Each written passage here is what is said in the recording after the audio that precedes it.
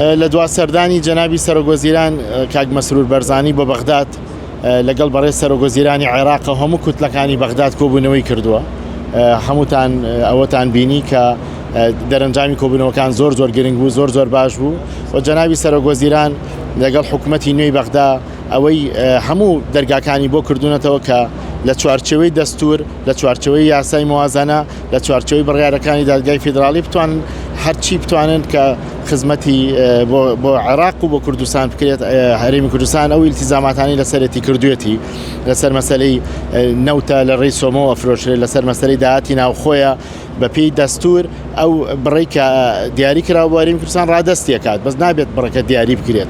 بەڵام ئەو بڕێی کە مانگانە بۆ هەرێمی کوردستان چەندی دەستکەوتەوە بەپێی دەستور چەنە تەسلیمی بەغدا دەکرێت. مەسەلەی کەش مەسەلەی لیستی موچەیە وەکو دەزانن، هیچ شتێک نییە لەلایەن کوردستانەوە عەرقە لەبێت بۆ موچە، ئەوەی ماوەتەوە هیوادارین لە بەغداش بە هەمان شێوە ئیلتیزامی پێ بکەن. بەڵام کۆی دارایی عێراق تەحەدیاتی لەبەردەسایە، بەڵام ئێمە وەکو هەرێمی کوردستان لە هەموو کاتێک بەشێک بووین لە چارەسەر بۆ هەموو کێشەکان.